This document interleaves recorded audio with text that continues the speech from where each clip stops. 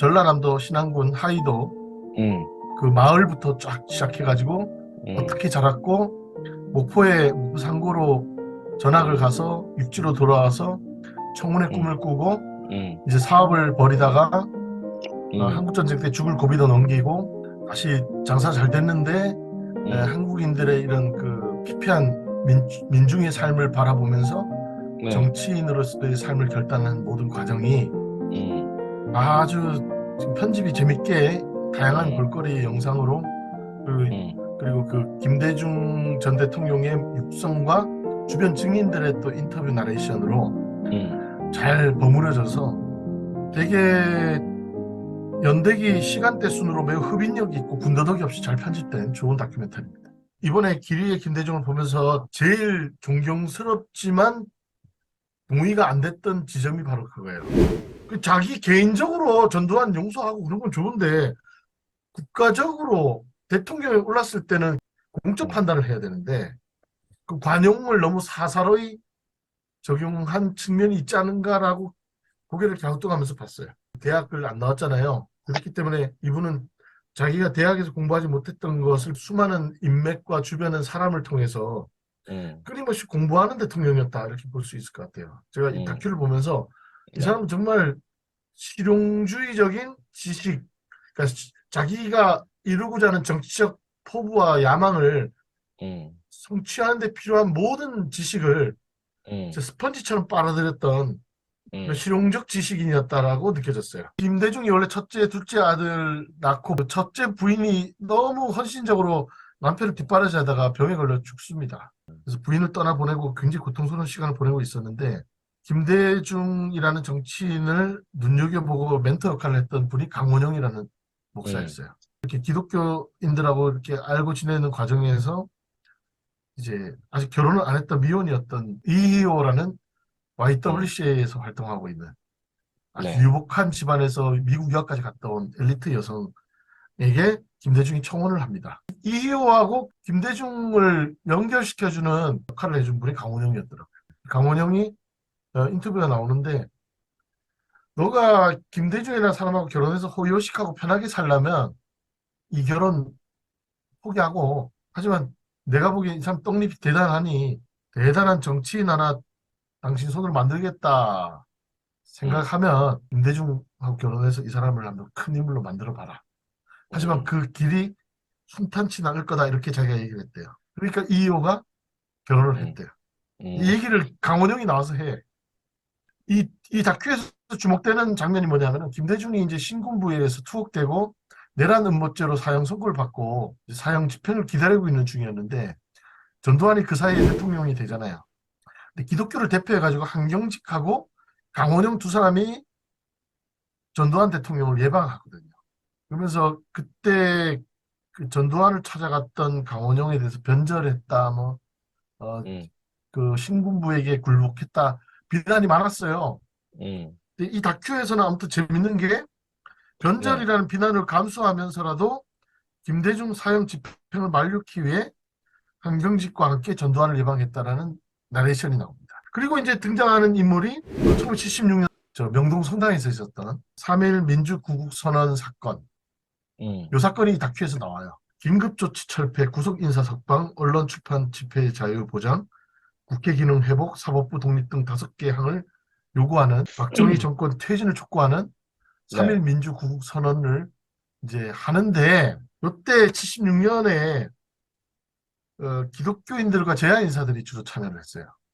네, 함석헌, 정일영, 그다음에 이우정, 문익환, 이태영 뭐 이런 사람들.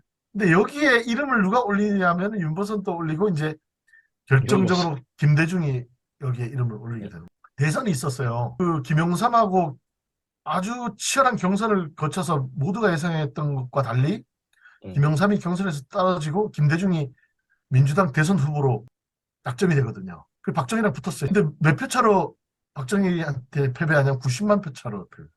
이게 아주 박정희한테는 엄청 스트레스였거든. 제야 인사들과 함께 김대중이 연명한 3.1 민주구국선언이 이제 있으니까 이때 다 검거가 되죠. 김대중은 가톨릭 신자였어요. 가톨릭 신자지만 그 주변에 정치적 이상과 이념적 그 동료성은 개신교 음, 인사들하고도 함께했다. 물론 함세웅 신부라든가 이런 천주교 정의교회 사제단하고도 음, 친밀했습니다. 그 다음에 네, 이제 많이 등장하는 게 문동환 목사 계속 나오고요. 문동환 목사는 한신대 교수였고 김대중이 미국 망명 시절에 같이 옆에서 협력하면서 그 음, 정치운동 같이 했고 88년에는 민주당 의원으로 당선되고 평민당 부총재까지 지냈던 그런 음, 인물입니다.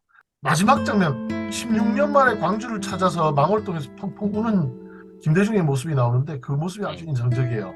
왜냐하면 음, 자기가 긴급 체포되고 감옥에 투옥돼 있는 동안에 광주에서 그렇게 수많은 사람들이 죽어가고 있는데 김대중은 전혀 모르고 있었고 뒤늦게 그 광주 시민들이 학살된 거를 듣고 감옥 안에서 펑펑 울었다 그래요. 87년에 이제 16년 만에 광주를 방문하는데 망울동에서 엉엉 울면서 이 광주의 희생자들이 김대중을 살렸다라고 어, 이야기하는 그런 장면이 아주 인상적이었고 그때 네, 망월동 참배를 하고 광주를 퍼레이드를 하는데 그때 그 퍼레이드 카 옆에 김대중 옆에 누가 있었냐면 조아라 선생이 있어요. 예, 광주 지역의 YWCA의 그 네, 대모고 기독교 지도자고 그리고 재밌는 게 다큐멘터리를 보면서 그 전두환에 의해서 투옥이 되고 사형 음, 선고를 받고 감옥에 있는 동안에 이제 책을 반입을 했는데 600권 정도의 책을 읽었대요. 근데 그때 반입된 책들이 쭉 그 다큐에서 몇 개가 언급이 되는데 제일 음, 처음 언급되는 게 몰트만의 희망의 신학이었어요. 예, 칼 이, 야스퍼스의 니체와 그리스도교, 한스 켈젠의 민주주의와 철학, 종교, 경제 이런 책들이 다큐에서 소개되는데 제일 첫 번째 책으로 희망의 신학이 언급되는 걸 보면서 어, 그러니까요. 놀랐습니다. 미국 망명 시절에 150여회 강연을 다니면서 했던 말이 인상적입니다. 나는 늘 길 위에 있었다. 어디서든 부르면 달려갔다. 그래서 어, 늘 고단했다. 많은 음, 사람들이 내 연설과 삶에 박수를 보내고 격려했지만 음, 돌아서면 외로웠다. 그 당시 그 미국 망명 시절에 연설을 하러 돌아다닐 때 김대중을 옆에서 보좌했던 게 보필했던 게 문동환 목사였는데 이제 문동환의 그 인터뷰를 보면은 그런 글을 두고 사람들은 신들린 사람이라고 했다 이렇게 예, 평가하는 문동환의 진술이 인상적이었습니다. 그리고 전 비서였던 이근용 씨는 김대중의 이 인생 역정을 보면서 그는 죽음과 경쟁하는 사람이라고 평했다 이렇게 나옵니다. 그래서 그 죽음의 위기를 겪으면서 늘 더 큰 사람으로 업그레이드 됐던 그런 인생이 김대중의 인생이었던 것 같고요. 이 다큐에서 두 가지 아주 희귀한 영상이 이제 공개가 되는데 감옥에 수감돼 있는 중에서 정계 은퇴 서약서 서명을 종용받으면서 미국 망명을 요청받던 당시 고뇌하던 김대중의 모습이 이번에 다큐에서 처음 공개되고요. 그 다음에 이제 미국 망명을 마치고 돌아와서 다시 재기하는 연설을 하는 장면이 나오는데 아주 희귀한 영상인데 한신대 교수들과 한신대 학생들을 앞에 놓고 음, 연설하는 장면이 아주 이 다큐에서의 클라이막스예요. 그때 이제 했던 연설의 일대목을 읽어드리면 나는 목숨을 걸고 7년 동안 박정권과 유신하에서 싸웠습니다. 나는 내 주위에 여러분이 있는 이상, 내 주위에 나를 바라보고 나에게 기대를 거는 국민이 있는 이상, 어떤 권력의 비호보다도, 어떤 음, 금력의 비호보다도 나는 내 국민이 나를 지켜준 그 이상의 바람이었고, 재산이었고, 힘이 없다는 것을 여러분들께 말씀드릴 수 있습니다. 이 연설을 아주 격정적으로 한신대 강당에서 하는 모습이 아주 인상적입니다. 행동하지 않는 양심은 결국 악의 편이라고. 방관은 최대의 수치입니다. 비겁은 최대의 죄악입니다. 생각하는 국민, 행동하는 국민, 아니 사수입니다.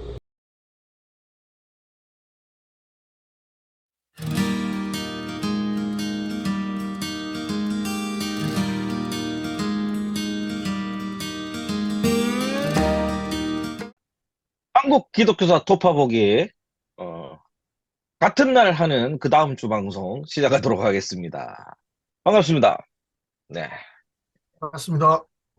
네, 지난주 시국 이야기에서 오늘은 우리 김대중 대통령, 우리 홍 박사님께서 관람하고 오셨고, 그 이야기들을 조금 나눠볼 수 있도록 하겠습니다. 자, 우리 옥 목사님, 네. 어떻게, 뭐부터 시작해야 되나요? 예, 예, 기레 대통령 그 영화가 지금 절찬 상영 중이고요. 네, 재밌게 저도 엊그저께 예, 음, 그 저녁에 따로 시간을 내서 보고 왔습니다. 기리의 김대중은 솔직히 좀 보고 싶었어요. 왜냐하면 음. 제가 약간 전라도 호남에 대한 부채의식이 제가 좀 있어요. 네가 왜? 제가 어릴 때 뭐, 왜 네, 왜? 네가 아니, 왜? 강원도 출신이 그렇게 얘기하니까. 그러니까 좀 웃기네. 우리 아니 여기 근데 TK, 왜냐면 손 박사님 TK, 나 아, PK, 네가 왜? 근데 너 뭔데? 그거 알아요? 우리쯤 돼야 이게. 그러니까요. 아니 그렇지 않아요. 예, 그 경상도는 전라도랑 붙어 있잖아요. 네. 그래서 전라도 화기장터에서 서로 만난단 말이에요. 그 몇 명이나 만난다고? 아니, 어쨌든 육지가 붙어 있기 때문에 예, 서로 결혼도 하고 왔다 갔다 해요. 네, 네. 그리고 동서 간의 교류가 있어요. 조선시대부터 있었고 계속 음, 현대에도 왕래가 많았어요. 그러니까 전라도, 경상도 사람도 전라도 사람 많이 봤고 음, 전라도 사람도 경상도 사람 많이 보면서 서로 약간 잘 알면서 그 라이벌 구조처럼 경쟁이 되는 거죠. 네, 그러다 보니까 잘 알면서 싫어하는 것도 있어요. 음, 근데 제가 왜 이 얘기를 하냐면 네, 이건 제 경험에 체득된 건데 강원도는 삼면이 경상도, 충청도, 경기도랑 붙어 있어요. 네. 유일하게 강원도랑 인접해 있지 않은 곳은 음, 전라도랑 제주도입니다. 그래서 강원도 사람들은 전라도 사람을 평생 볼 일이 없어요. 평생 볼 일 없는 건 아니고, 아니, 어쨌든. 거의 없어요. 왜냐하면 그쪽 예, 전라도 쪽으로 갈 일이 별로 없어요. 대학 예, 진학을 가든 직장으로 가든. 음, 그래서 제주도랑 거의 동급이라고 보시면 돼요. 왜냐면 네, 네, 육지라는 바다로 경상도, 충청도, 경기도에 가로막혀 있기 때문에 네, 전라도 사람을 저도 군대 가서 처음 만나봤거든. 음, 그 강원도 사람들이 전라도 호남에 대해서 어떤 식으로 정보를 접수하냐면은 강원도의 취업이라든가 일 때문에 온 혹은 결혼이라든가 가족 관계로 강원도랑 연결된 경상도 사람들이 와서 해주는 전라도에 대한 정보를 강원도 사람들은 들어요. 음, 그래서 경상도 사람들이 전라도 것들을 이러면서 음, 전라도 인간들이 얼마나 악랄한 줄 아냐. 전라도 인간들이 얼마나 이기적이고 자기들만 똘똘 뭉쳐서 남 등쳐먹고 나쁜 놈들이지 아냐. 게다가 걔네들 빨갱이들이다. 이런 얘기를 경상도 사람들한테 듣는단 말이에요. 음, 그래서 강원도 사람들이 좀 감잡아오잖아요. 순진해. 음, 그래서 경상도 사람들이 해주는 전라도에 대한 경상도 필터링된 전라도 얘기. 음, 경상도 사람들이 보여주고 싶은 전라도 얘기만 정보를 듣는 거예요. 전라도 사람을 강원도 사람들을 만나본 적이 없는데 음, 그러면은 경상도 사람들 잘 친한 경상도 사람들이 해주는 전라도 정보만 취득한 강원도 사람들은 경상도 사람보다 훨씬 더 맹목적으로 음. 호남에 대해서 증오해요. 칼로 찌르겠네. 호남에 대해서 증오하고 호남에 대해서 공포를 포비아가 있어요. 그 호남 음, 포비아. 그래서 저는 어려서부터 전라도 빨갱이, 전라도 새끼들이 나라 말아먹는다. 저 빨치산들 음, 하면서 음, 전라도 김대중부터 해가지고 아주 이를 가는 어른들을 많이 봤어요. 네네. 실제로 나도 전라도에 대해서 부정적 얘기만 듣고 자랐어요. 그래서 나도 실제로 전라도가 좀 이상한 동네인 줄 알았어. 마치 우리나라 사람들이 이북 사람들을 머리에 뿔 달린 사람처럼 얘기하는 것처럼 강원도 사람들이 호남에 대해서 갖는 왜곡된 인식이 있었어요. 네. 그거를 저도 가지고 있었고 군대 가서 처음 전라도 병력을 만나고 전라도 고참이 나한테 인간적으로 대해주는 걸 보면서 쇼크를 받았어요. 그 쇼크를 받을 정도로. 음, 그래서 저도 솔직히 어린 시절에 김대중에 대해서 나쁜 이미지를 가지고 있었어요. 음, 그렇기 때문에 이번에 이 다큐를 보러 가는 마음이 네, 좀 뭐라고 해야 되나요? 김대중에 대한 일말의 미안함을 가지고 갔고, 네, 그 제가 이제 대학에 서울에 올라와서 또 군대도 갔다 오고 하면서 이제 세상과 역사를 바라보는 시각이 교정되면서 호남에 네, 대해서 전혀 새로운 관점을 갖게 되죠. 지금은 우리 장인 장모님이 다 전라도 목포 옆에 무안 출신이고 네, 처가가 다 전라도예요. 네. 물론 서울로 이주한 전라도 분들이지만 아, 그래요? 그래서 저는 전라도의 사인데 따지고 보면 음, 그래서 그런 어떤 부채의식이 있다. 호남에 대해서 부정적으로 가지고 있었다. 음. 네, 제 이거는 여담인데 강원도 동해시에서 보궐선거를 한 적이 있어요. 저희 초등학교 때. 여담 안 했으면 그래가지고 좋겠는데. 아이 좀 누가 들어요. 그래서 그때 되게 치열하게 예, 그때가 아마 그 김영삼하고 김대중이 신민당하고 평민당으로 나눠졌을 때예요. 네, 되게 치열할 때예요.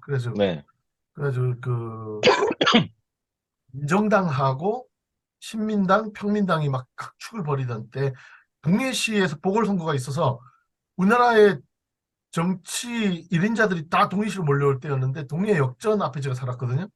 네, 동해 역전에서 신민당 연설 대회가 있을 때, 평민당 네, 연설 대회가 있을 때 제가 다 나가서 봤어요. 네, 김대중을 바로 앞에서 봤습니다. 그리고 네, 김영삼도 바로 앞에서 봤는데 제가 김영삼이 연설 마치고 만세하는데 네, 제가 김영삼 신발도 만졌어요. 어, 김영삼 신발도 잡았었어요. 김영삼이 막 째려보고 그랬었는데 네, 어, 김대중이 우리 동네 왔을 때 저희 어머니가 하시던 가게에도 방문을 하셨습니다. 네, 그게 삼척 MBC에도 방영이 됐어요. 김대중 네, 평민당 대표가 네, 동해 역전에 있는 시장을 방문해서 네, 뭐 어디 했다 해가지고 저희 어머니가 영업하시는 가게 방문한 게 뉴스에도 나오고 했었습니다. 아무튼 음, 그런 인연이 있어요. 그래서 제가 김대중과 김영삼을 그 음, 80년대 후반에 그 아주 음, 초등학교 시절에 그때 직접 눈앞에서 봤던 음. 그런 기억이 있어서 이번에 영화를 잘 관람하고 김대중에 대해서 정말 새롭게 바라볼 수 있었던 아주 좋은 다큐멘터리가 바로 이번에 길리의 김대중이었다. 말씀드릴 수 있겠습니다. 이거 감독이 저기 여자 감독님으로 알고 있는데 이분들 되게 어리신 분들이라고 하더라고요. 그래서 여자 감독 예. 아닌데 남자 감독인데 민항기 아니? 감독. 아, 민, 여기 작가분들인가? 예, 저기 민항기. 아침에 겸손은 힘들단가? 아니면 뭐 어딘가 나와가지고 얘기를 하는 걸 들었는데 저기 아내에 대해서 이야기하는 그 사별하시는 아내분이 계시더라고요, 보니까. 네, 그런 인터뷰나 이런 것들을 전혀 모르는 상태에서 이제 찾아왔고 뭐 이런 얘기를 하더라고요. 네, 하여튼 뭐 되게 의미 깊게 만들었다라고 얘기를 네. 하던데 그 정도로 음, 괜찮았습니까? 그 극장에 돈 주고 가서 볼 만한 가치가 충분히 있는 음, 작품이고요. 우리 선 김, 박사님은 못 보셨죠? 예. 어, 김대중이라는 한 인간의 음, 생, 그 생애 첫 자리, 전라남도 신안군 하이도 음, 그 마을부터 쫙 시작해가지고 음, 어떻게 자랐고 목포 상구로 전학을 음, 가서 육지로 돌아와서 청운의 음, 꿈을 꾸고 음, 이제 사업을 벌이다가 음, 한국전쟁 때 죽을 고비도 넘기고 네, 다시 장사 잘 됐는데 음, 한국인들의 이런 그 피폐한 민중의 삶을 바라보면서 네, 정치인으로서의 삶을 결단한 모든 과정이 음, 아주 지금 편집이 재밌게 다양한 음, 볼거리 영상으로 그- 음, 그리고 그 김대중 전 대통령의 육성과 주변 증인들의 또 인터뷰 나레이션으로 음, 잘 버무려져서 되게 연대기 시간대 순으로 매우 흡인력 있고 군더더기 없이 잘 편집된 좋은 다큐멘터리입니다. 음, 그리고 그, 근데 아쉬운 게 뭐냐면은 태어나면서부터 정치인으로 입문하면서부터 인생 역정을 겪고 네, 박정희로부터 그리고 전두환으로부터 탄압받고 미국 망명 갔다 돌아오는 직후 돌아와서 어, 광주를 방문하면서 끝나요. 그 이유가 없구나. 예. 87년, 87년쯤에 광주를 방문하면서 딱 이야기가 끝나요. 그래서 87년 이후에 네. 이제 삼김 시대의 정치 역정과 대통령이 되기까지의 과정에 대해서는 음, 이 다큐는 전혀 다루고 있습니다. 음, 그래서 뭔가 아쉬움이 남지만 이후에 속편이 만들어질 걸로 기대가 되고요. 네. 어쨌든 김대중이라는 한 인간이 어떻게 형성되었고 어떤 위기를 거치면서도 초질간 한기를 걸으면서 단단한 인간으로 만들어져 가는 거를 몰입하면서 볼 수 있었어요. 아주 정말 저 같으면 절대로 그런 인생을 살기가 어렵겠다라는 생각이 들고 네. 현대사의 가장 위대한 민족 지도자라고 충분히 말할 음, 수 있겠다 이런 생각이 들었습니다. 음. 제가 군대 갔을 때 김영삼 정권에서 1997년도, 그러니까 6년도에 군대 갔으니까 저도 군대 97년도에 있을 때 대선 투표를 처음 했어요. 했었잖아요. 네, 근데 그 당시에 뭐가 있었냐면 김영삼 대통령 때 우리는 PK잖아, 부산이니까. 네, 그러니까 우리 전체 그 PK 인원의 거의 90%를 전라도로 보냈어요. 음, 그래서 제가 광주 31사에 갔거든요. 네, 갔는데 거기에 누가 있었냐면 그 우리 저기 그 예전에 80년대 80년에 광주 사태 일어날 때 그 교도소장 하던 교도소에서 그 근무하던 분이 대장이셨거든. 음, 근데 그 양반이 약간 그 PTSD를 앓고 있어요. 앓고 있는데 그때 그래서 술을 월요일부터 월요일부터 이제 그 저기 강진이라는 곳에 있었는데 월요일부터 토요일까지 아니 금요일까지 마셔. 매일 마시는 총한 거네. 20병 가까이 마셔요. 계속 제가 아니, 술을 사다 아니 놨거든요. 일주일 동안에 20병 아니 매일 20병. 아니요, 일주일 동안에. 네. 그러니까 매일 혼자서. 그러니까 계속 술을 사오는데 그 당시에 술을 한 병씩 사오라 그래. 그럼 제가 운전병이니까 차를 타고 한 2, 3km를 가서 사서 와요. 근데 이 얘기하면 좀 안 되겠지만 꼭 이 양반은 카드가 없어. 10,000원짜리를 줘. 근데 어느 날 이제 갔다 오면은 잔돈 주고 하다가 잊어먹고 안 준 거예요. 그러니까 술을 사고 나니까 한 9,000원 가까이 남잖아. 그래서 음, 술을 이만큼 취해 있고 술 한 병 살 때마다 9,000원이 남는 거야. 음. 그래서 제가 이제 정말 나쁜 짓이었지만 사죄드립니다. 나쁜 일이었지만 박스로 잔돈을 술을 남겨 먹었구나. 박스로 술을 사다 놓고 술 어. 사오라 그러면은 예 알겠습니다 하고 냉장 냉장고에 넣어놓은 술을 한 병 갖다 주고 10,000원씩 집어넣은 거. 그때 왜 이런 얘기를 하냐면 김대중 대통령이 될 때였는데 우리 그 자기 쫄따구들 저까지 해가지고 6명을 세워놓고 대통령 누가 돼야 돼? 누가 돼야 돼? 하면서 김대중 이야기가 나올 때까지 혼났던 기억이 납니다. 그분은 김대중 지지자였어요? 예, 아니 전라도니까. 어. 그 당시에 그래서 김대중이 나는 나쁜 사람인 줄 알았어, 처음에.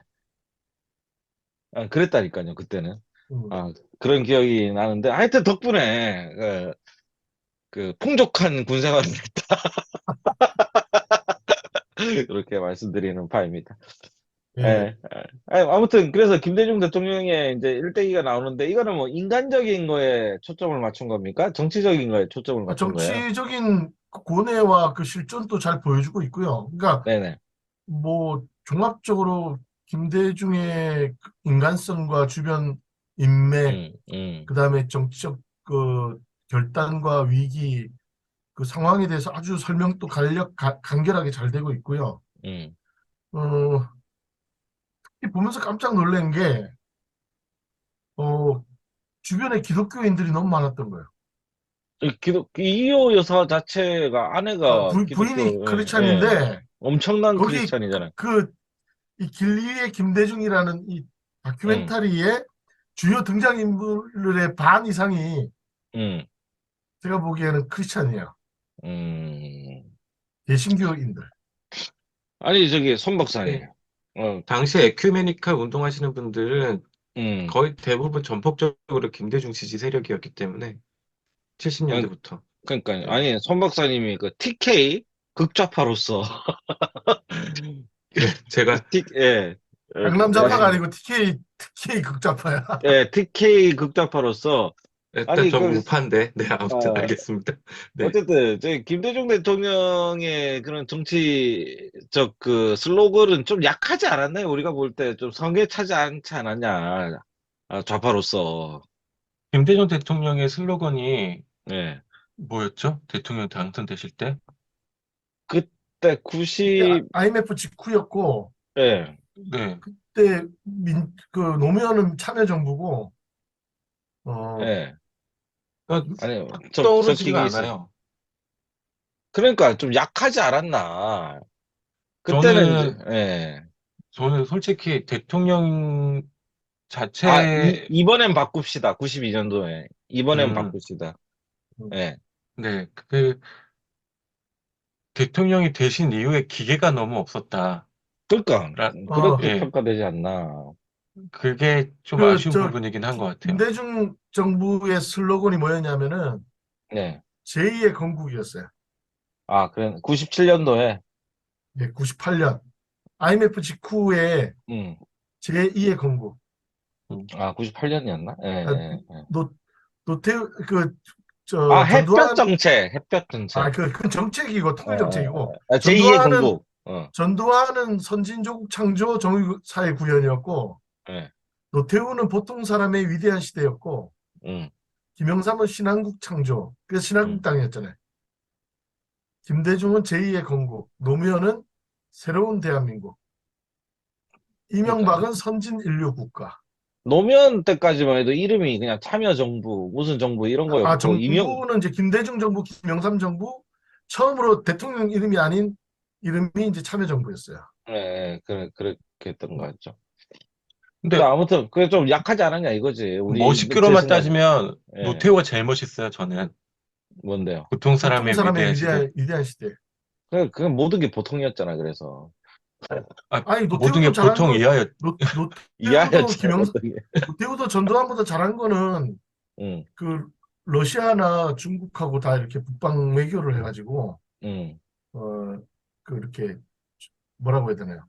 우리나라 미래 먹을거리의 그 시장을 개척했고 그 레드 컨퍼런스를 좀 많이 극복했죠. 그러니까 이 나라가 그렇게 피로 투쟁하고 싸우고 해가지고 된 게 결국은 노태우 보수 정권 그대로 간 거 아니냐 이거예요, 나는. 그냥 뭐 노태우 예. 정부까지는 신군부 정권이고 어쨌든 그러니까 뭐 그럴 수 있다라고 생각하는 것 자체가 문제라고.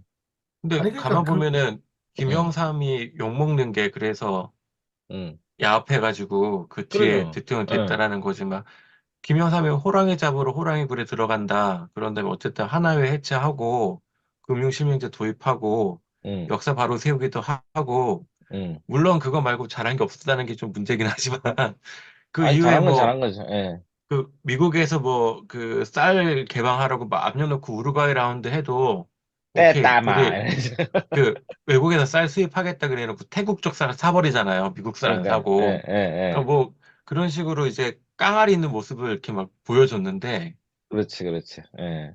아니 그러니까 김대중 김대중 대중 예. 정부 네. 그 기껏 김영삼이 잡아놓은 전두환 노태우는 왜 풀어주냐고. 그러니까 뭐 그러니까 그 아 이제 통합 화합, 좋아요. 예, 나는 정치 화합, 보복 안 응, 하겠다. 응, 좋다고. 응, 네. 근데 단 한 번도 정의로운 역사의 심판이 이루어지지 않은 나라에서 응, 무수한 사람을 학살한 사람 대통령이었던 전직 대통령도 그렇게 얼마 지나지 않아서 잘 지내시는 모습을 우리가 봐야만 했는가라는 응. 그러니까 생각이 좀 내가 들어요. 이번에 길이의 김대중을 보면서 네, 제일 존경스럽지만 동의가 안 됐던 지점이 바로 그거예요. 응, 이분이 박정희한테도 잡혀가지고 납치돼가지고 음, 바다에서 죽을 뻔했잖아. 죽을 어, 뻔했고 예, 전두환한테는 사형 선고까지 받고 응, 그랬잖아요. 네, 그런데 참 이분이 얘기하는 게 용서와 관용이거든. 근데 이제 그 제가 이 다큐멘터리에서 제일 솔직히 와 어떻게 자기를 죽이려고 했던 그 세력과 그 세력에 대해서 관용을 얘기할 수 있을까? 저 그 정신의 그 어떤 강고함에 대해서 놀랍고 존경스럽게 되는데, 한편으로는 왜 그걸 혼자서 자기가 다 해야 되지? 왜 자기가 다 용서하겠다고 나서지? 그거에 대해서는 제가 동의가 좀 안 됐어요. 왜냐면 약간 그 삼김 정치의 권위주의적 마인드가 음. 아직 김대중한테 남아 있었던 거지. 그러니까 어쨌든 이 사람도 제왕이에요. 그러니까 제왕적 예. 그 총재잖아, 총재. 그때부터. 카리스마적 예, 리더십을 통해서 예, 자기가 자기의 그 결단으로 아직 용서하지 못했고, 아직도 진실 규명이 안 돼서 자기 자식이 왜 죽었는지도 모르고 오열하고 있는 광주의 수많은 유족들의 그 입을 다 틀어막아 버린 거야, 솔직히 말해서. 또 이 말이 되게 위험할 수도 있는데, 음, 좀 이번에 다큐멘터리 보면서 좀 제일 어, 이중적 감정이 들었어요. 존경스러우면서도 동의가 안 되는. 음. 왜 그 자기 개인적으로 전두환 용서하고 그런 건 좋은데, 국가적으로 대통령에 올랐을 때는 개인이 아니라 네, 그 뭐라고 해야 되나, 국가 어, 통수권자로서 공적 음. 판단을 해야 되는데, 그 관용을 너무 사사로이 적용한 측면이 있지 않은가라고 고개를 갸우뚱하면서 봤어요. 그러니까, 이번 다큐에서 관용에 대해서, 용서에 대해서 말하는 장면이 나오거든요. 그러니까 아니 김대중. 용서를 원하지 않는 자들에게 용서를 하는 것도 웃긴 거고 일단 그 당시에 정책 자체도 그랬고 삼당 합당도 그랬고 원하지 않는 뭐 사람들이 있었는데 그래야만 대통령이 됐을는지는 모르겠지만 대단하시고 위대하신 분은 맞습니다. 아, 맞는데 아쉬운 점이 없는 건 아니었다. 아, 예, 그래서 이걸로 인해서 신격화되는 것 자체는 조금 거리를 둬야 되지 않겠냐 이런 생각을 가지고요. 음, 우리 때 김영삼 대통령이 되게 욕먹었잖아요. 그때 기억나요? 그 무슨 교육부에서 뭐, 저 선거 자금으로 뭐 1조 뭐 얼마를 했다 어, 이래가지고 막 데모하러 다녔잖아, 우리. 그때 그 95년도에 네. 대학가의 가장 핫 이슈는 전노 일당 처단하라, 학살자 음, 처벌하라였고, 음, 음, 그래서 김영삼이 그 전두환 노태우 법정에 세우잖아요. 음, 그 이듬해에 승리감에 도취됐던 한 청년이 음, 내걸었던 또 다른 이제 아젠다가 음. 김영삼 대선 자금 공개하라, 그러니까. 교육 재정 확보하라, 이 두 가지였어요. 음, 음, 음. 그때 김영삼이 빡쳐가지고 이제 96년 8.15 연세대 통일대 축전을 불바다로 만들어버린 거죠. 그래서 그러니까. 운동권을 네. 작사를 내겠다고 토끼머리로 다 몰아서 그러니까. 연세대가 불바다가 됐습니다. 예. 음. 어쨌든 아무튼 뭐, 예. 선악의 모습이 있지만 우리는 좀 객관적으로 볼 건 봐야 되지 그래서 않나. 그 뭐, 한번, 김대중이 공부를 되게 많이 했고, 그러니까 이제 대학을 안 나왔잖아요. 예. 그렇기 때문에 이분은 자기가 대학에서 공부하지 못했던 것을 평생 에, 이제 후회. 독학으로, 음, 음, 그리고 수많은 인맥과 주변의 사람을 통해서 음, 끊임없이 공부하는 대통령이었다, 이렇게 볼 수 있을 것 같아요. 제가 이 음. 다큐를 보면서 이 네. 사람은 정말 실용주의적인 지식, 그러니까 자기가 이루고자 하는 정치적 포부와 야망을 음, 성취하는 데 필요한 모든 지식을 음, 스펀지처럼 빨아들였던 그런 음, 실용적 지식인이었다라고 느껴졌어요. 음. 그 주변에 그런 엘리트들을 잘 활용했고, 그러다 보니까 이제 대통령 되고 나서도 이제 굉장히 뭐라고 해야 되나, 신자유주의라는 어떤 새로운 사조를 적극 받아들였고, 현실 그러니까. 감각이 있었던 거죠. 그리고 또 그 IT 저 시스템을 전국적으로 구축하고, 음, 그래서 그 지금 우리가 누리고 있는 IT 강국의 기반을 그때 다 다졌죠. 그러니까 미래를 내다보는 상인의 그 현실 감각이 어, 그 있었던 그런 어, 실용주의적 지식인이었다, 이렇게 보여집니다. 그러니까 사실 우리 PK가 물론 저기 우리 손 박사님의 TK랑은 좀 다른 게 저 부마 항쟁도 있었고 되게 그 뭐라 그럴까 진보적인 곳이었잖아요. 그게 김영삼 대통령 그 당시에 삼당 합당되고 뭐 이런 일이 일어나면서부터 어느 순간에 그래 확 기울었거든. 그러니까 그 책임들도 나는 져야 된다고 생각을 하는 사람이에요, 저는. 지금 김영삼 까는 거죠? 네. 네. 근데 갑자기 그 김대중 기조, 얘기하다 김영삼이 나오니까. 근데 그 기조가 흘러오고 있다.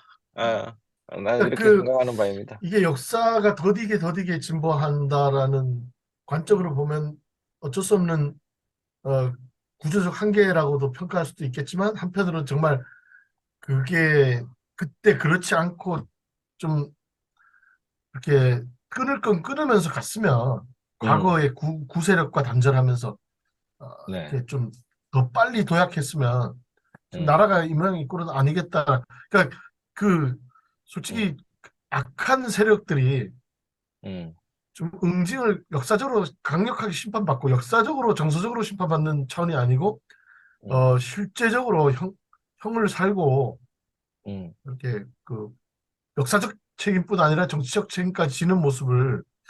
보여줬어야 지금 이런 말도 안 되는 이런 윤석열 정부 같은 게 안 생길 수 있지 않았을까.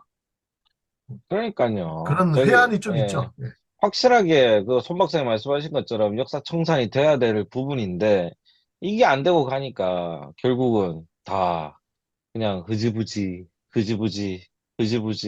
그러니까 이렇게 되는 게 아닌가 김대중이 생각을 그 합니다. 저 신군부 세력에 대해서 석방을 해주고 다 했던 거는 약간 음, 영웅주의적 결단이었던 것 같아요. 본인이 털면은 다 털릴 거라는 낙관론도 있었던 것 같고.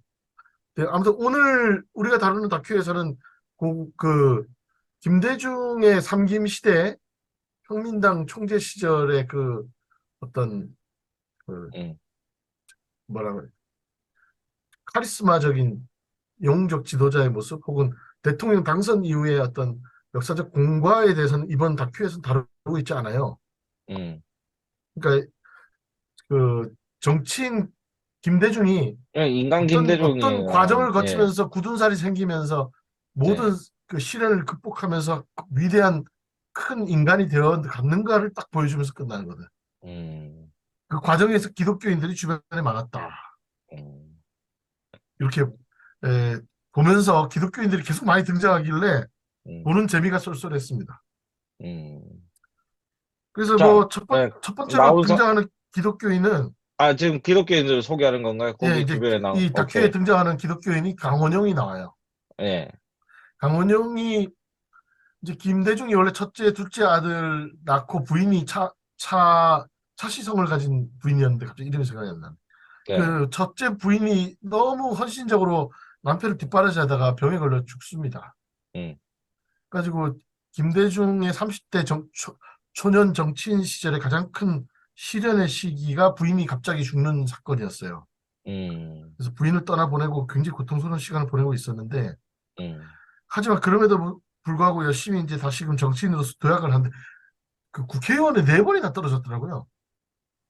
그 되게 예, 비운의 정치인이었어요, 초기에. 그 음, 왜냐하면 상고 나오고 뭐 이렇게 줄이 없다 보니까. 음, 근데 바로 이 그 김대중이라는 정치인을 눈여겨보고 멘토 역할을 했던 분이 강원영이라는 음, 목사였어요. 음, 그리고 이제 이렇게 기독교인들하고 이렇게 알고 지내는 과정에서 이제 아직 결혼을 안 했던 미혼이었던 음, 그 누구예요? 이희호라는 음, YWCA에서 활동하고 있는 아주 네, 유복한 집안에서 미국 유학까지 갔다 온 엘리트 여성에게 김대중이 청혼을 합니다.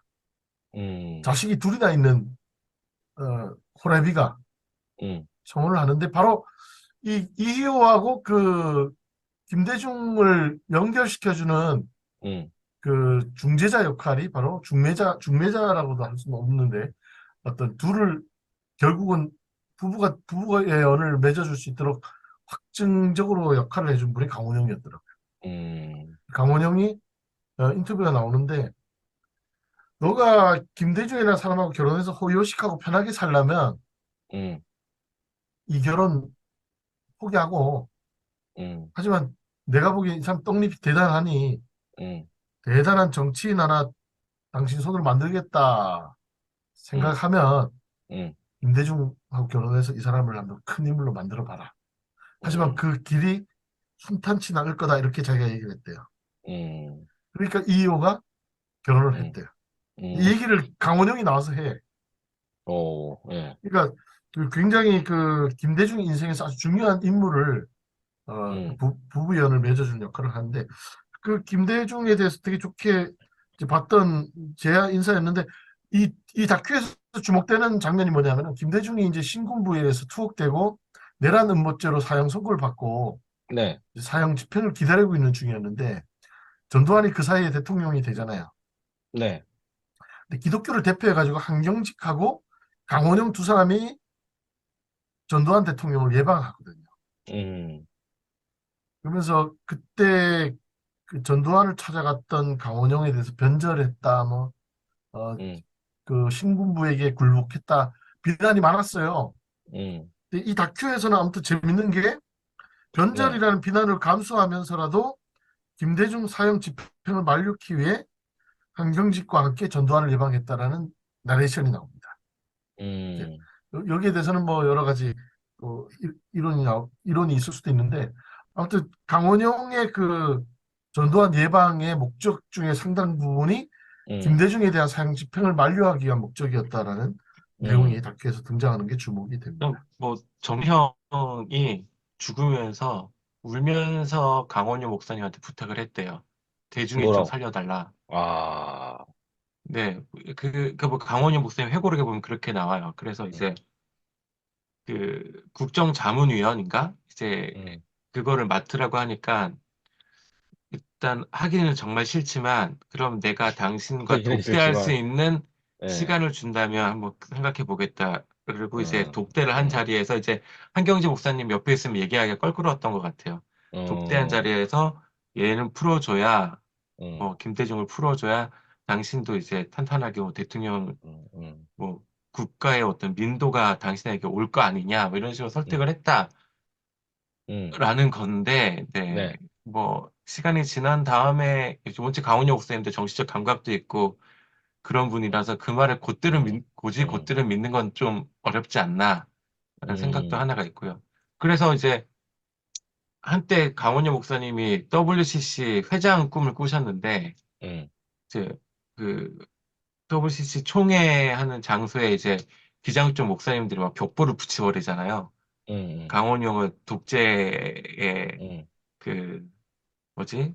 협조했던 사람인데 어떻게 WCC 회장이 될 수 있느냐라는 거를 한국의 이제 기장 후배 목사들이 막 전단지 음, 돌리고 포스터 붙이고 한단 말이에요. 네, 그러면 다만 김대중을 살리기 위해서만 그 일을 했다면 후배들이 그렇게까지 하진 않죠.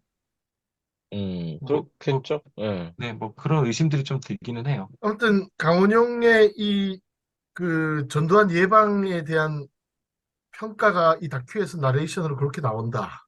음, 여기에 대해서는 여러 해석이 가능할 것 같아. 이런 말씀을 드리는 겁니다. 그래서 그런 게 교회사적인 측면에서 이 김대중이라는 인물을 둘러싸고 있는 기독교의 영향력, 그걸 보면은 이 다큐는 굉장히 교회사적으로 가치가 있고 볼 음, 필요가 있겠다 이런 생각이 들었습니다. 그리고 이제 등장하는 인물이 우리 예전에 우리 손승호 박사가 했던 특집 방송 기억날 겁니다. 이달의 그 역사 해가지고 음, 1976년 3일 민주구국선언, 음, 어, 저 명동 성당에서 있었던 네, 3일 민주구국선언 사건, 음, 요 사건이 다큐에서 나와요.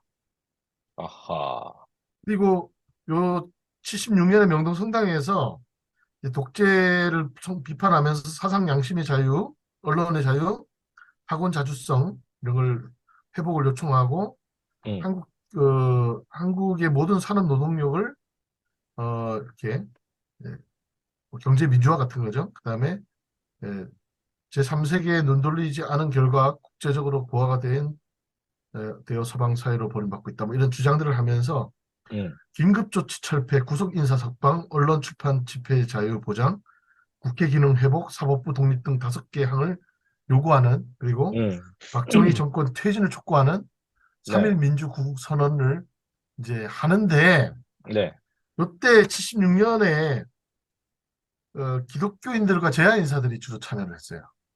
네, 함석헌, 정일영, 그다음에 이우정, 문익환, 이태영, 뭐 이런 사람들. 음, 근데 여기에 이름을 누가 올리냐면 윤보선도 올리고 이제 윤보선. 결정적으로 김대중이 여기에 이름을 올리게 되는 거죠. 음, 대선이 있었어요. 네, 근데 그 김영삼하고 아주 치열한 경선을 거쳐서 모두가 예상했던 것과 달리 음, 김영삼이 경선에서 떨어지고 김대중이 민주당 대선 후보로 낙점이 되거든요. 네, 그 박정희랑 붙었어요. 네, 네, 네. 근데 몇 표 차로 박정희한테 패배하냐면 90만 표 차로 패배. 꽤 얼마 안 됐잖아. 예. 얼마 안 됐어. 이게 아주 박정희한테는 엄청 스트레스였거든. 재야 인사들과 함께 김대중이 연명한 3.1 민주 구국 선언이 이제 있으니까 네, 이때 다 검거가 되죠. 박정희가 다 잡아들여요. 그래서 그러니까, 이때 예, 이 다큐멘터리에 문희칸도 나오고 이우정도 나오고 음, 뭐 이태영, 정일영, 함석헌 다 나옵니다. 물론 영상 화면으로 나오는데 재판받는 모습이나 이런 것들이 나오는데 음, 음, 음, 어, 이 주변에 다 이런 개신교인들이 에, 주변에 그 역사적 정치적 동지로서 함께 했다는 것을 또 이 음. 다큐에서 잘 보여주고 있다 약간 말씀드리겠습니다. 기독교적인 그게 있다는 거잖아요, 근데. 그죠?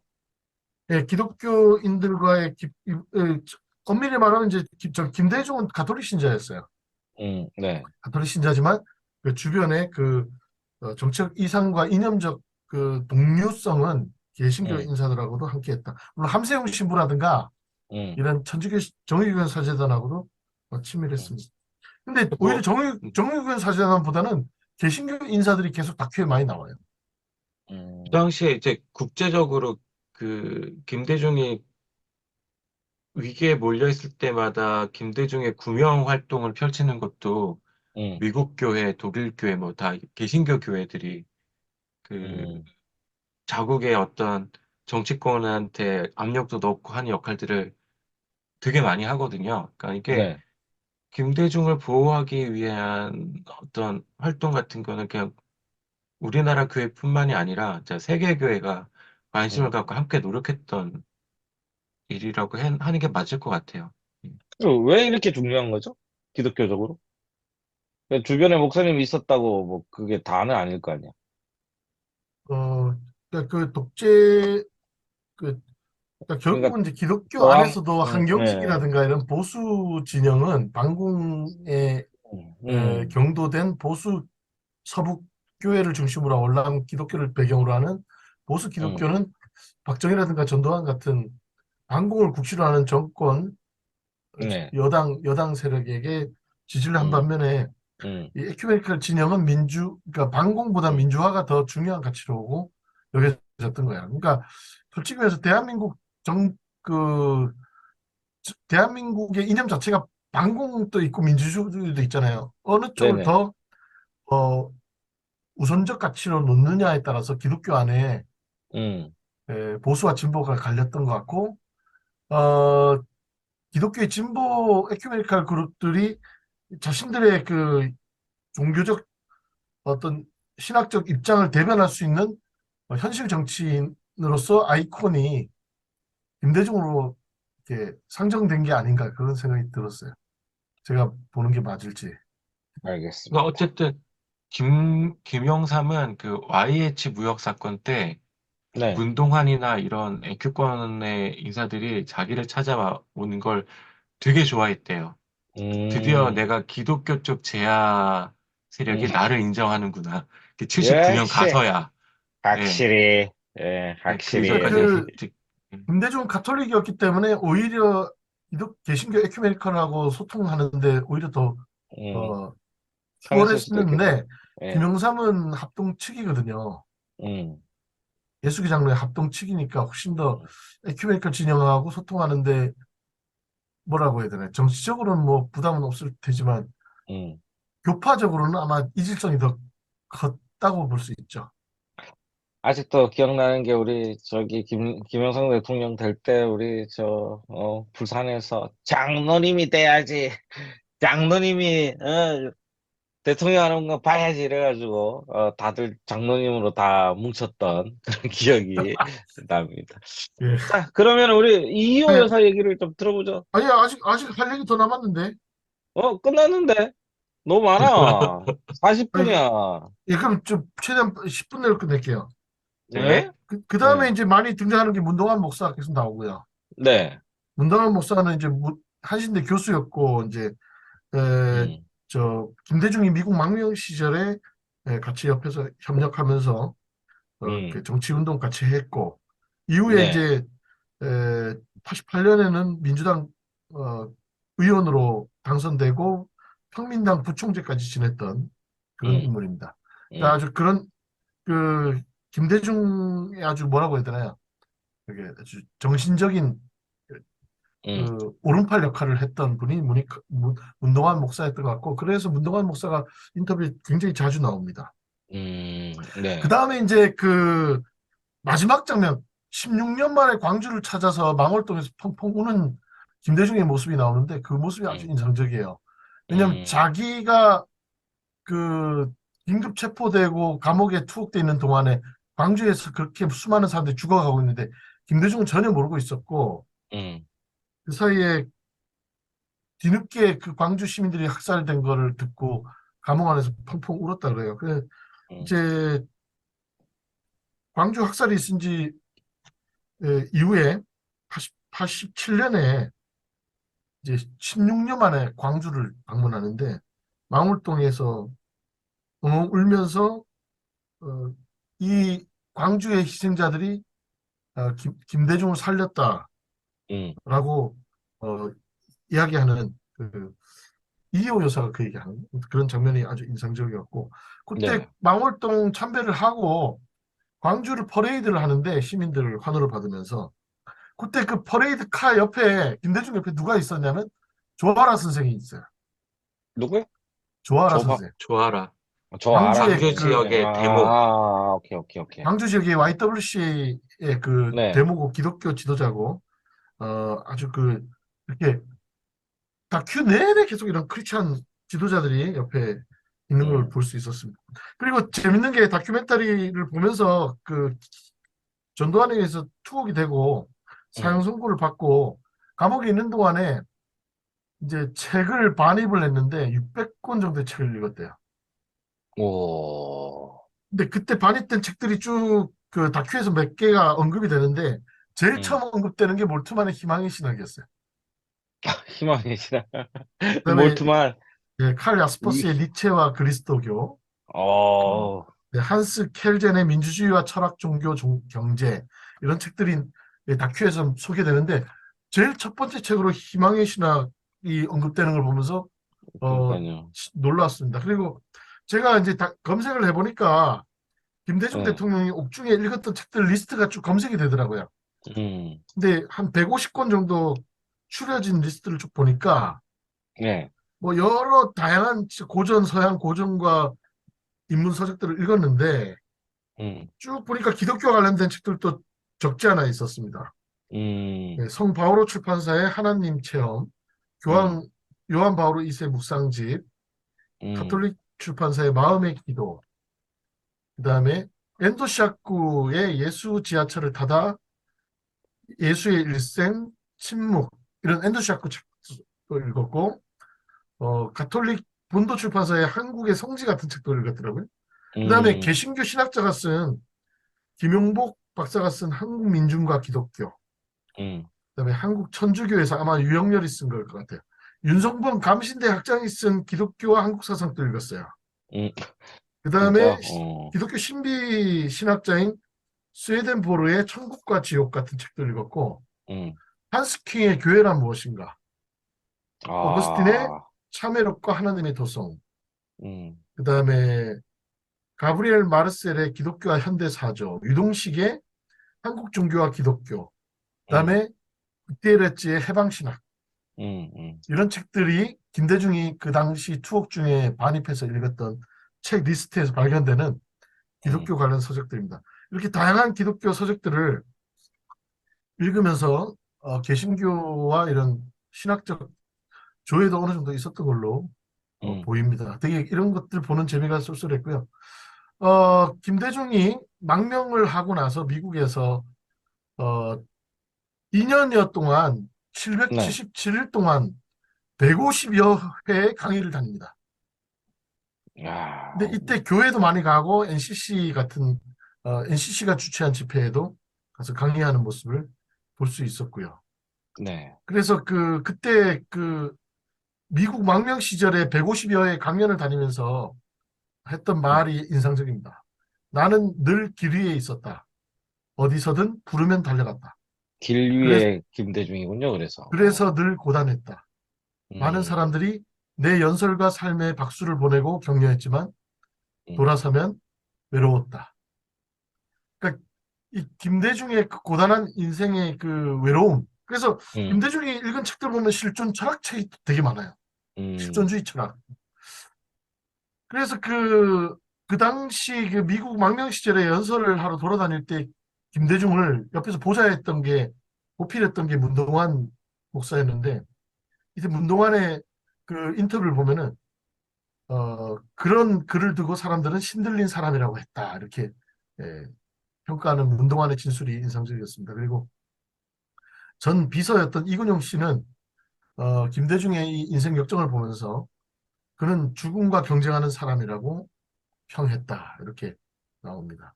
그래서 그 죽음의 위기를 겪으면서 늘 더 큰 사람으로 업그레이드 됐던 그런 인생이 김대중의 인생이었던 것 같고요. 요것만 음, 딱 요 한마디만 더 할게요. 이 드라마에, 이 다큐에서 두 가지 아주 희귀한 영상이 이제 공개가 되는데, 하나는 이제 안기부 저기 육군교도소인가 그 어디 감옥에 수감돼 있는 중에서 정계 은퇴 서약서 서명을 종용받으면서 미국 망명을 요청받던 당시 고뇌하던 김대중의 모습이 이번에 다큐에서 처음 공개되고요. 음, 그 다음에 이제 미국 망명을 마치고 돌아와서 음, 이제 한국에 와서 이제 아주 초기에 다시금 한국의 정치 혁명을 위해서 다시 재기하는 연설을 하는 장면이 나오는데 아주 희귀한 영상인데, 네. 그 연설이 한신대에서 한 연설입니다. 어, 한신대 교수들과 한신대 학생들을 앞에 놓고 음, 연설하는 장면이 아주 이 다큐에서의 클라이막스예요. 그때 이제 했던 연설의 일대목을 읽어드리면, 나는 목숨을 걸고 7년 동안 박정권과 유신하에서 싸웠습니다. 나는 내 주위에 여러분이 있는 이상, 내 주위에 나를 바라보고 나에게 기대를 거는 국민이 있는 이상, 어떤 권력의 비호보다도, 어떤 음, 금력의 비호보다도 나는 내 국민이 나를 지켜준 그 이상의 바람이었고 재산이었고 힘이 없다는 것을 여러분들께 말씀드릴 수 있습니다. 이 연설을 아주 격정적으로 한신대 강당에서 하는 모습이 아주 인상적입니다. 음, 그래서 아주 되게 그 최근에 거인의 꿈이라는 어, 최영태 교수가 쓴 김대중 소설이 얼마 전에 나왔는데, 거인의 꿈에서 김대중이 신앙한 3대 종교가 있다. 음, 그것을 하나는 하나님이요, 하나는 국민이요, 하나는 역사다. 라는 말이 그 역사학자인 황현필 씨의 유튜브에서 확인이 됐습니다. 그러니까 김대중의 인생은 이렇게 하나님에 대한 어떤 신앙, 그다음에 이 땅에 있는 백성들을 바라보는, 국민을 바라보는 어, 시선, 그다음에 역사의 최후 승리자는 어, 이 하나님의 뜻을 실현하는 국민에게 있다라는 어떤 이런 역사의식을 김대중이 보여줬다, 이렇게 말씀드릴 수 있겠습니다. 이 다큐 극장에서 내려오기 전에 꼭 한번 관람하시기를 추천드립니다. 내려오고 나서라도 OTT에서 관람하시기를 추천드리는 바입니다. 자, 특별히 막 문제는, 예, 스펙타클하진 않죠. 꼭 극장에서 보지 않아도 잘 OTT. 만들었어요. 잘 예, 만들었고, 아무튼 그 박정희와 음, 그 전두환이 두 아주 극악한 정권이 가장 증오했던 위협감을 받았던 떠오르는 정치인이었다라는 것에서 음. 어, 이 사람의 그 영향력이 얼마나 컸는지 알 수 있습니다. 자, 어쨌든, 저기, 뭐야, 저희가 뭐 중간중간에 약간 비판도 하고 했지만은 그 당시에 할 수 있는 최선의 예, 대통령이 아니었나 이 생각을 해봅니다. 뭐 최초는 아니겠, 최초인가요? 진보 대통령이? 어, 최초의 그 그 음, 정권 교체, 그러니까요. 평화적 정권 교체. 예, 진보라는 말은 좀 그렇지만 어쨌든 정권 교체한 대통령이 예. 아닌가 생각이 되고요. 자, 문제는 이제 이희호 여사 얘기를 해야 되는데 시간이 너무 갔어요. 그래서 우리 저 손 박사님께서 어, 뭐야, 앞에 논문 앞에 그 뭐라 그러죠? 우리 저 제목 카테고리 잡는 서론? 거. 서로 네, 말고 초록? 초록 말고 저 제목 저 뭐야? 와, 그 목차 네. 수준에서 한번 얘기해 주시고 다음 시간에 본격적으로 이제 한 시간은 풀로 다뤄볼 수 있도록 하겠습니다. 왜냐면 김대중 대통령은 한신대를 갔지만 이희호 여사는 감신대로 오셨습니다. 언제 오셨어요? 나 몰랐네. 왔죠. 와가지고 저 뭐야 백주년 기념관에 그 저격수 배치되고 난리도 아니었잖아요. 아, 그때 그랬나? 예, 예, 예, 예. 그랬기 때문에 예. 감리교 장로님이었으니까. 예, 저기 창정교회인가요? 창정교회 창천. 장로님. 네. 신촌의 신천. 예, 창천교회 예, 장로님이었어요. 예, 맞아요. 제 발음이 안 좋습니다. 근데 그래서 그, 뭐 예. 한번 우리 손 박사님 다음 시간에 어떤 얘기를 할지 제목 수준에서 한번 읽어주시고 가도록 일단 하겠습니다. 뭐 힐러리 클린턴이랑 그 클린턴 대통령 일화 되게 유명하잖아요. 아, 주유소에 들렀는데 그거 나 그- 르윈스키 얘기하죠. 아, 주유소에 들렀는데 예. 주유소 사장이 음. 그 힐러리의 옛날 남자친구라고 했나? 뭐 아무튼 뭐 그래서 진짜요? 예, 오. 클린턴이 이제 힐러리한테 야, 어. 너 나랑 결혼했으니까 영부인 됐지. 쟤랑 결혼했으면 음. 주유소 사장 와이프 됐겠다. 너 결혼 음. 잘했다. 그렇게 얘기한 힐러리가 뭐라고 얘기했냐면 아니 저 남자가 대통령이 됐을 거야. 라고 얘기했어요. 그러니까 어떻게 어. 했는데 김대중이라고 하는 사람도 되게 대단한 건 사실인데 네. 김대중을 대통령이 되도록 밀어붙인 사람인 것 같아요. 미. 제가 보기에는 이희호 이호 예. 여사가. 여사가 예, 어. 그 이희호 여사는 이제 뭐 김대중 대통령이 힘들고 고통스럽고 이럴 때마다 뭐 음. 옥중 편지에 애틋하긴 한데 네. 내용을 찬찬히 보면 이 음. 고통을 기쁘게 받아들여라. 하나님이 너를 크게 쓰시려 그런다. 이러면서 막 어. 약간 그 네, 주기철 부인하고 느낌 비슷하네. 이거 약간 비슷해요. 그리고 그 71년 76년에 그 3.1 민주구구 선언 사건 조금 전에 네. 이희호 여사가 무슨 책을 읽냐 하면은 안일숙이 쓴 죽으면 죽으리다 라는 책을 읽고 아. 남편한테도 권했다고 해요. 자, 이 책을 봐. 에스더의 이야기 아닙니까, 그거? 안희숙 씨가 쓴 거는 이제 음. 신사참배 반대 뭐 이런 거 하면서 이제 신앙을 그러니까 지키기 위해 그러니까 네, 에스더의 뭐 이런, 얘기를 네, 차용해서 네. 김건희하고는 다르죠? 뭐 그분의 죄송합니다. 어떠신지는 제가 잘 몰라서. 갖다 되면 안 대는 것 될, 자체가, 예. 제가 말실수했으면 사과드리는 바입니다. 네. 아, 뭐, 하여튼, 어, 아주 어렸을 때부터 이제 음, 아버지도 이제 뭐 수표교 교회에서 음, 결혼을 하셨다는 걸 보니까 이제 감리교 신자 골수 음. 집안에 태어나셔서 쭉 이제 신앙생활을 골수라뇨. 조금 아는 사람들은 감리교 가게 돼 있어. 그래서 굉장히 예, 그렇게 어떻게 예, 보면은 신앙을 강조하면서 너의 희생을 강요하는 자연스러운 기독교 문화에 젖어서 이제 김대중 음, 대통령을 계속해서 푸시했던 분이라는 음, 얘기를 네, 음.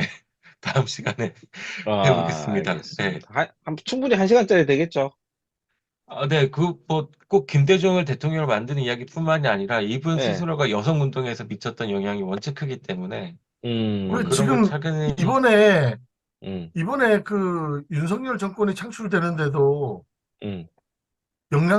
관련성이 있는 인물이에요. 누가? 이호 여사가. 진짜요? 예. 음, 여가부를 만드신 분이거든. 그러니까 아, 여가부를 직접 만든 건 아니지만 네. 그 여가부가 만들어질 수 있도록 가장 많은 영향을 미치신 여성 아, 인권 운동가셨으니까. 이제 뭐 없어질 거잖아, 이제 곧. 몰라요, 지금 어떻게 되는지. 안 없어질 것 같아요. 뭐 다른 그죠? 공약은 안 지키는데 그거는 지킬까? 그래서 안 없어진다. 예. 신박합니다. 알겠습니다. 아무튼 이호 자체도 우리가 예. 아직까지 다룬 적이 없고, 그거 한 번도 되게, 다른 적이 없죠? 되게 중요한 인물이에요. 음, 김대중과 거의 대등한 수준으로 자기 음, 신념과 어떤 족적을 남기신 분이기 때문에. 네. 알겠습니다. 오히려 김대중 때문에도 오히려 얘기를 더 하기가 음, 껄끄러워지는 부분이 있는 것 같기도 음. 해요. 예. 영부인이다 그러니까, 보니까. 뭐가 껄끄러지? 그러니까 김대중의 부인, 그러니까 어, 영부인이었다는 사실 때문에 이렇게 음, 편안하게 얘기하기가 좀 껄끄럽고, 음, 이렇게 막 이 사람이 얼마나 좋은 사람이었는가를 얘기하는 게 꼭 음, 민주당을 지지하는 것 같은 느낌을 들게 하는 음, 뭐 묘한 이 상황, 음, 예, 이런 음. 것 때문에 오히려 좀 더 알겠습니다. 칭찬받지 못하시는 분인 것 같아요. 알겠습니다. 아니, 우리 손 박사님은 요즘에 어느 당 지지하십니까? 옛날에 녹색당 아니었나요? 그 녹색당을 당으로 지지한다기보다는, 아, 예, 정책. 교회 동생이 아니요, 교회 거기, 동생이 왜 거기 동생이. 당원이야. 음, 아우, TK 극좌파. 어, 진짜. 사무처장, 뭐, 아무튼 뭐, 그런 거 해요. 그래서, 에, 알았어. 뭐, 당비될게. 알겠습니다. 아직 그러면은 저기 뭐야. 아직도 계속 지지해주고 있는 바, 아직 안 잘리신 거죠, 그분? 네. 근데, 예, 당이잖아요. 예. 녹색당이면 당인데, 어, 의원을 낼 의지가 별로 없어서, 아주 노자 사상에 입각한 무의 자연의 마음을 가지고 있는 당인데, 저는 네네. 인재 영입이 시급하다고 생각하고 한 분 추천합니다. 아, 이분이 현재로는 조금 뭐 힘든 삶을 살고 있지만 그 아내분께서도 어마어마한 자리에 계시고 녹색 뭐 여러 가지 기후 환경에 적합하신 우리 코알라 씨라고 영입하면 어떠실까 생각을 강력 추천드리는 바입니다. 네. 감신대 전체 수석에 빛나는. 아, 그럼요. 이제 서울대 버리고 똘똘한 여기 분들은 오시. 많은데, 음. 정치를 하실 분이 별로 아니에요. 우리 코알라님 지독하세요. 하나 딱 꽂히면 잡혀가지고 끝까지 끝날 때 미륵예수 올 때까지 쫓아다니실 분이니까 밀어보시기를 추천드리는 바입니다. 자, 아무튼 우리 제가 오늘 네. 말이 너무 많아가지고 음, 이호 여사님을 다음 시간으로 미루게 해서 죄송합니다. 아닙니다. 아닙니다. 제가 감히 홍 박사랑 얘기하면서 1시간 30분에 끝내자고 했던 제가 감이 떨어졌다. 이렇게 말씀드리는 바이고 원래는 지난주에 방송했어야 되는데 아까도 봤지만 손 박사가 이제 연락 안 한다고 막 뭐라 그랬더니 알고 보니까 제가 뜬 글에다가 제가 말해놓고 제가 연락을 안 하고 있었던 이 사실을 깨닫고 난 이후에부터 숙연해진 마음으로 겸손히 살도록 하겠습니다. 자, 그럼 오늘 여기까지 하고요. 인사하십시오, 우리 홍 목사님. 예, 모두 행복하세요. 네, 손 목사님. 네. 네. 새해 복 많이 받으십시오. 네. 알겠습니다. 자, 우리 수고해주시는 우리 바다와님께 다시 한번 감사를 드리고, 좋아요, 구독, 그리고, 댓글 꼭 부탁드리도록 하겠습니다. 감사합니다. 예, 감사합니다. 감사합니다. 네.